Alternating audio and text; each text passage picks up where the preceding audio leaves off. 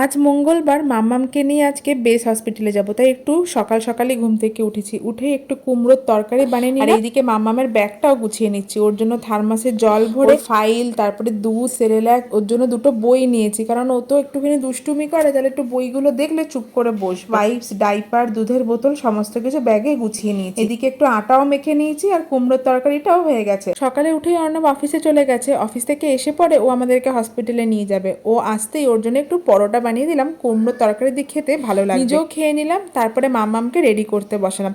এরই মধ্যে মাম্মামকে একটু সেরেলাক খাইয়ে নিয়েছিলাম। চুলগুলো এত বড় হয়ে গেছে যে ওকে না 3টে এরকম ঝুঁটি বেঁধে দিই। এরপরে আমরা 3জনে রেডি হয়ে বেরিয়ে গেছি। ডক্টর বললেন ভাইরালের জন্য এরকম হচ্ছে, তারপর ওর দাঁতও আসছে, তাই এই সমস্ত সমস্যা। অর্ণবের খুব গরম লেগেছিল বলে ওকে একটু শরবত বানিয়ে দিলাম। আজকে মাম্মামের 16 মান্থের ভ্যাকসিনটাও লেগেছে, সাথে এই প্যারাসিটামল, সিট্রিজিন, বমি আর এই পায়খানার ওষুধটা ডক্টর দিয়েছে। আর ভ্যাকসিনের ব্যথায় মাম্মাম আজকে একদম নিস্তেজ।